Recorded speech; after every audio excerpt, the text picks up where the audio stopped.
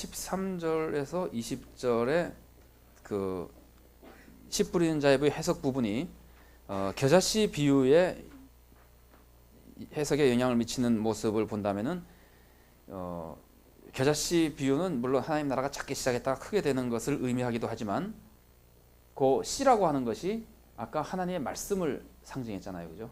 그래서 하나님 나라가 확장되는 것은 하나님의 말씀에 의해서 되는 것이다 하는 이미지를 보여줍니다. 제가 좀 왔다 갔다 하면서 하다 보니까 이미 말씀을 조금씩 드린 부분이긴 합니다만은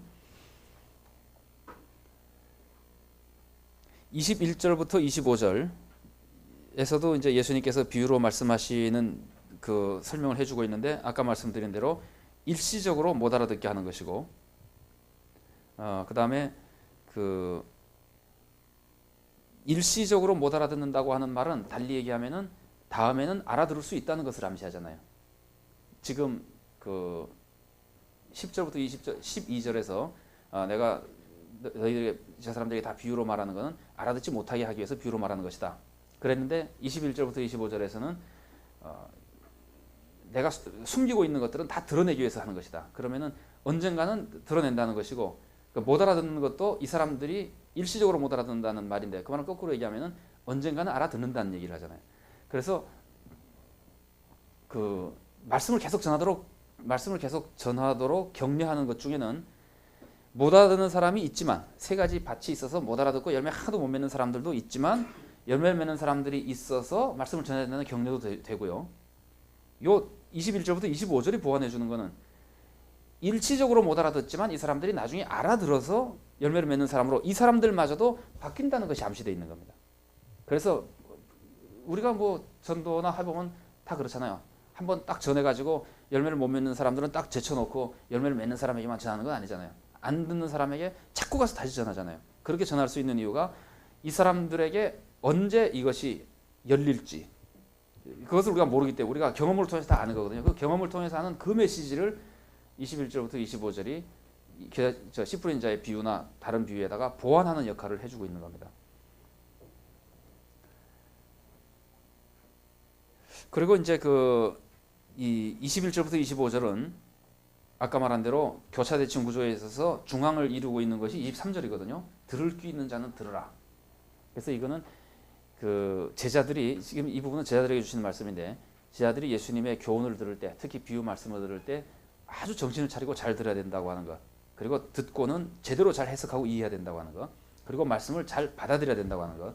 왜냐하면 잘 들으라는 말씀을 하고 나서 말하기를 너희가 헤아리는 헤아림으로 헤아림을 받을 것이다. 그래서 이 말씀을 제대로 잘 받아들인 사람, 하나님의 말씀을 제대로 잘 이해한 사람, 그런 사람들이 더 많이 이해하고 더 많이 받아들일 것이라는 말씀을 통해서 이 제자들이 앞으로 하나님 말씀을 전하는 사명을 가지게 되는데 물론 그것 때문에 처음부터 왔었고요.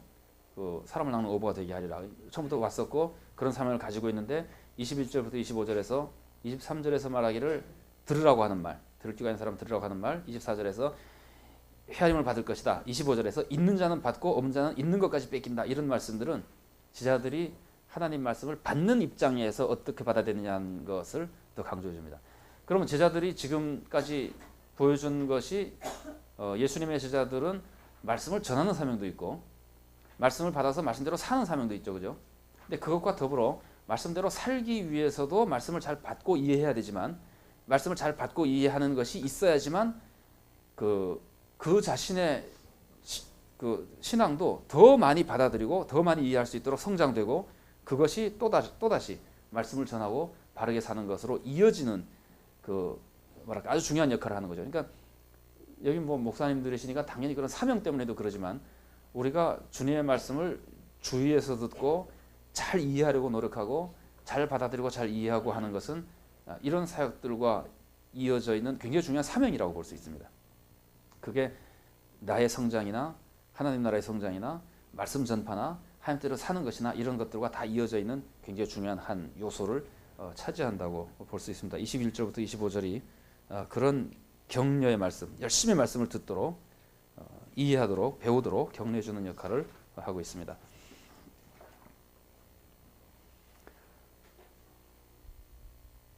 은밀히 자라는 씨의 비유는요, 그 철저하게 하나님의 은혜를 강조함으로써 인간의 책임을 지나치게 강조하지 뭐랄까 인간의 책임이 지나친 것을 보완해주는 역할. 아까도 제가 쭉 말씀드렸던 대로. 그리고 물론 은밀히 자라는 씨의 비유는 씨 뿌린 자의 비유에 비교하자면은 씨가 어디에 뿌려진 거예요? 당연히 옥토에 뿌려진 거죠, 그죠? 그래서 그 하나님의 은혜와 인간의 책임을 같이 그 해주기도 하고 그 삶으로 응답하는 것이나 말씀 전파로 응답하는 것의 중요성을 같이 설명해 주기도 하고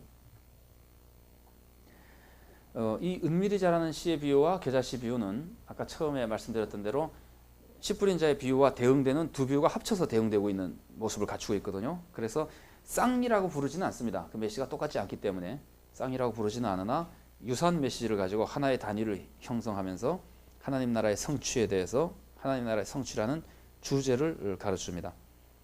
그 주제를 가르쳐주는데 그 은밀히 자라는 씨의 비유는 하나님 나라가 누구에 의해서 성취되느냐.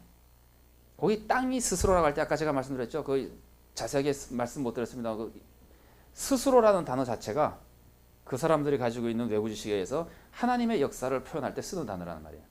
땅이 스스로 맺었다고 하는 것은 땅을 강조하는 것이 아니라 하나님의 역사를 강조하는 거예요. 그러니까 하나님의 나라가 누구에 의해서 되느냐 하는 것을 그 은밀히 자란 씨의 비유가 보여준다면은 겨자씨 비유는 얼마나 커지느냐, 하나님 나라가 얼마나 위대하게 성취되느냐 하는 것을 보여줌으로써 서로 이제 보완해주고 있다고 볼 수 있습니다. 겨자씨 비유는 그 아까 말씀드린 겨자씨가 커지는 모습, 이거는 씨 뿌리는 자에 비해서 열매가 많이 맺어지는 모습과 대응되면서 그 하나님 나라의 위대함을 강조하고요. 제가 아마 여기는 별로 안 썼는지 모르겠는데 겨자씨 비유에서 한 가지를 덧붙인다면은 새들이 오잖아요, 나중에. 아까 제가 말씀드렸죠. 새가 보통 뭘 의미한다 그랬죠? 이방 족속들. 그래서 다니엘서 보면은 그 느부갓네살 뭐 꿈 얘기할 때 새들이 깃들이게끔 되고 뭐 이러는 얘기들이 나오죠. 그래서 이 새들이 깃들인다고 하는 것이 굉장히 널리 전파되고 많은 사람들을 받아들이는 것을 상징하거든요. 그러면은 겨자씨 비유에서 하나님 나라가 커지면은 새들이 깃들인다. 이 말은 달리 얘기하면은 하나님 나라가 이방 사람들 여러 사람들에게 계속해서 전파돼야 된다. 그런 의미가 있잖아요. 그러면 그 의미가 씨 뿌리는 자의 비유에서 씨 뿌리는 사람이 씨를 뿌리러 나가서 뿌릴새 어디다 뿌리는 겁니까? 그걸 뭐 의도적으로 뿌리는 거라고는 관습으로는 그렇게 볼 수 없지만 뿌려서 열매 안 맺는 것도 있어도 실망하지 않고 계속 뿌리는 거 아니에요. 그것과 새들이 저기 받아가지고 하나님 나라로 다 오는 것과가 이어지죠, 그죠? 지금 받아들이지 않는 사람들이 있어도 실망하지 말라도 되고 그 사람들이 언젠가 받아들일 때가 온다는 이미지도 있고 그래서 그 수많은 이방의 사람들 지금은 여기 외인이라고 하는 단어가 불신자를 의미하거든요. 그러면 불신자와 구약에서 말하는 이방인의 개념이 통하는 개념이잖아요.